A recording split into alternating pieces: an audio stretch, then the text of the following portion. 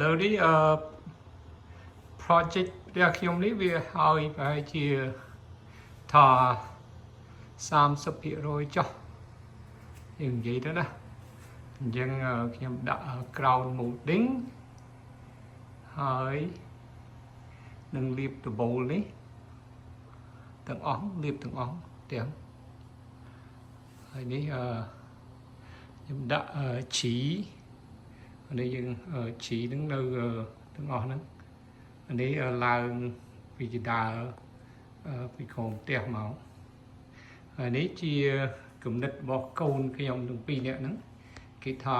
យើងធ្វើ accent wall ជាងទៅគេជាអ្នករើសពណ៌អញ្ចឹងពណ៌នេះវាជា accent wall អញ្ចឹងខ្ញុំដាក់ ground molding ហើយខ្ញុំដាក់trim កដាលពុះកដាលនេះទៀតតែអញ្ចឹងទៅឥឡូវខ្ញុំសង់ជា bookcase ហ្នឹងហើយ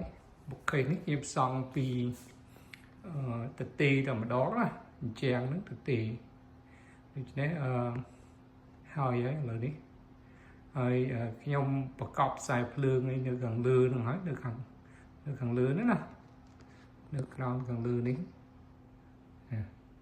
មានឃើញនេះប៉ុន្តែអត់ទាន់ទិញភ្លើងដាក់នៅឡើយទេអញ្ចឹង